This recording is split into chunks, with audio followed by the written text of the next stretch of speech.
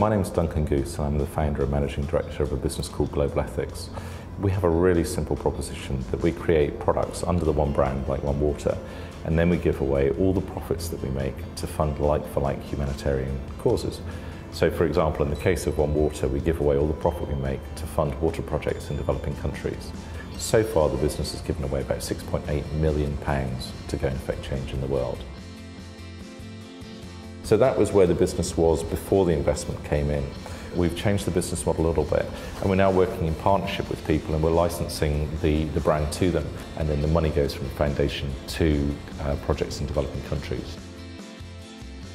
When we decided to borrow money, we looked at two different options. One which was a pure investment with an equity stake in the business from a social investor, and the other one was to take a loan from the bank.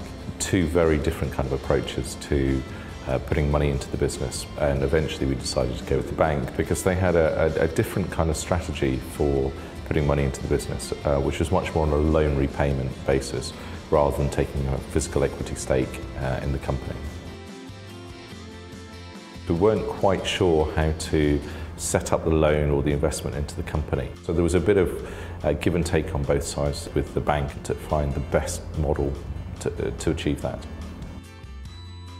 The biggest advantage for borrowing the money that we did was that it was a guaranteed program of repayment, so there were no surprises for us. We know exactly what we have to do on a month-by-month basis, and we know at the end of the term of the loan exactly where we'll stand. Initially when we started, the amount of money that we borrowed was absolutely right for what we wanted to do. About 6 to 8 months on, we've realised that actually we need to increase more investment into the business. So we've started to look again at social investment and how we would potentially use that to bring money into the business. The business is performing fantastically. The investment that we've had in originally from the bank has really enabled us to do two things, one of which is invest in staff, and the second one is to invest in marketing, which has helped us grow the brand awareness for the brand. And that's had a knock-on effect. So what we found is that actually we've started to do more deals of a licensing nature than a pure manufacturing nature.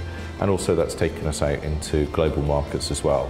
So 6 months ago we weren't really operating in Australia or the US, and that's where we find ourselves today and performing extremely well. So that initial investment actually has had a massive boost for our business in terms of what we've been able to do.